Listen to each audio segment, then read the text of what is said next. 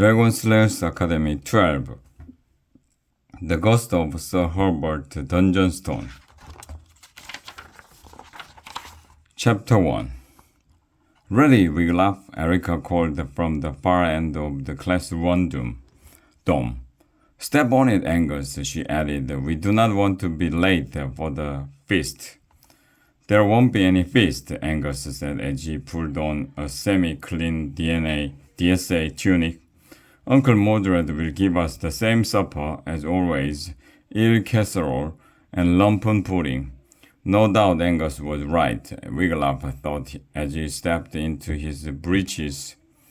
But he didn't mind. His mother's cooking back home was much worse. Angus went on. I wonder what's happened to the latest goodie box Mother sent. It should have come.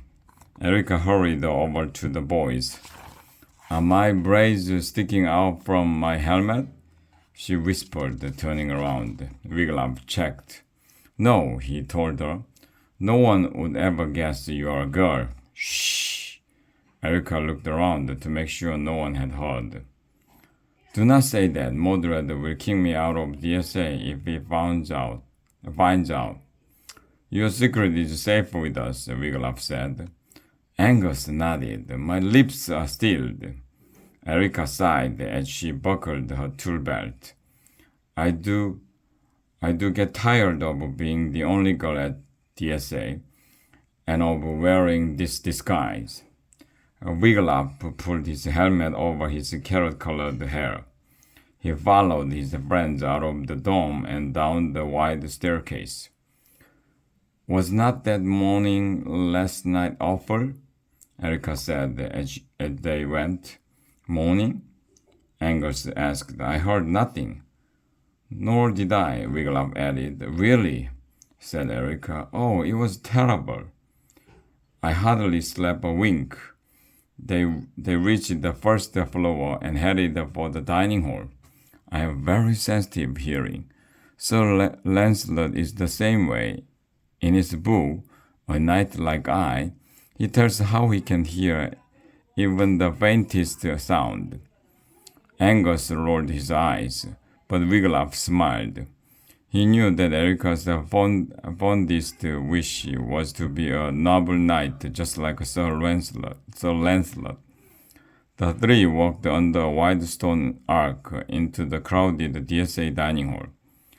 In the glimmering flames from wall-mounted torches, Wiglaf spotted the big Marley brothers, Barley, Charlie, Farley, and Harley.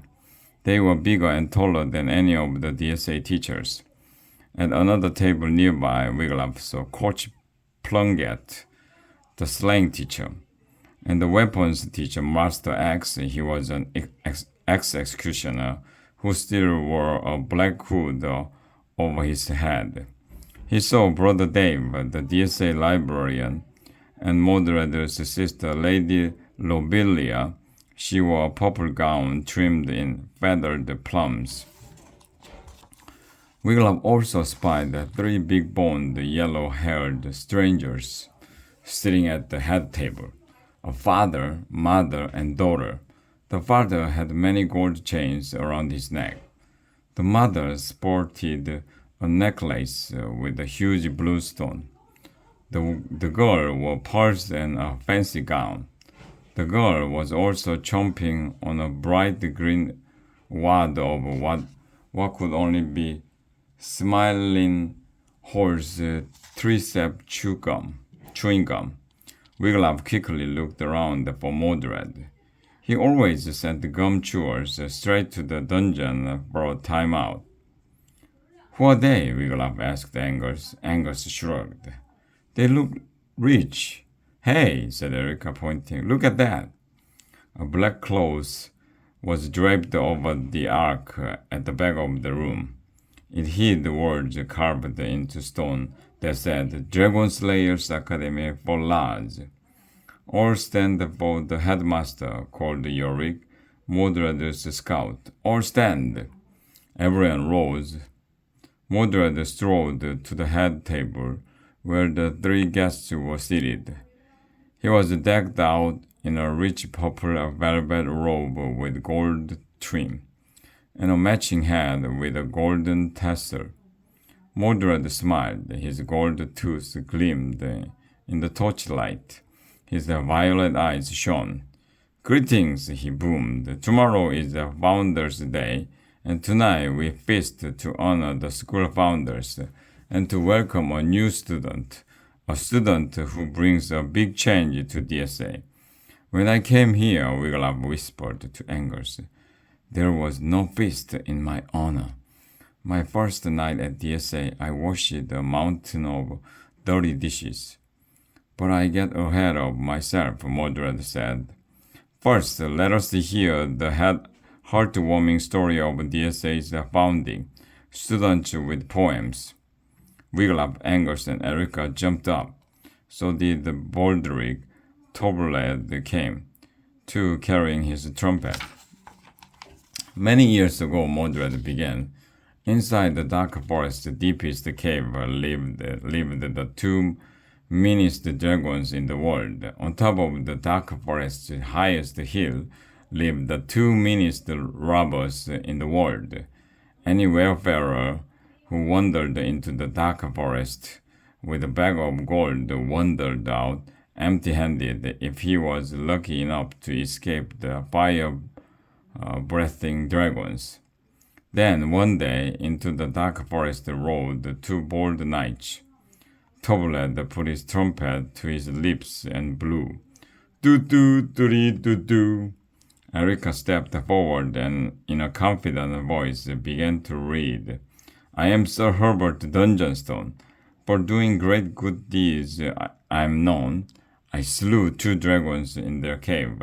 They never more will flame or rave, or barbecue poor passersby. Oh, brave Sir Dungeonstone am I." Erica stepped back. Angus cleared his throat. "I am Sir Ichbald Popquiz, and slaying robbers is my biz. I knock up on their lollipop lair, and drew my sword and slew the pair. I ran them through. That's not so odd. For me, the brave Sir Ichabod." Now it was Wiglaf's turn. His hands were shaking as he held the piece of parchment. The robber's lair was filled with loot. Not that the good knights gave a hoot. They didn't care for treasure much, for gold or gems or coins and such. Still, it seemed unwise, unfair, to leave the loot just lying there.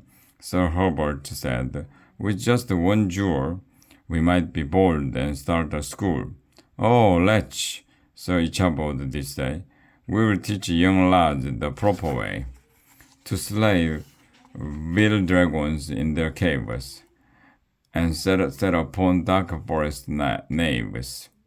Tobled blew another blast on his trumpet. Do-do-do-do-do. Baldric stepped up. He wiped his runny nose on his sleeve and read. "That's how our fair school came to be. Dragon Slayers Academy!" "Bravo!" cried Lady Lobelia, jumping up. The yellow-haired daughter took out her gum and gave a loud whistle. "Tweet!" "All right," she called. "So, Mordred, when do we eat around here?"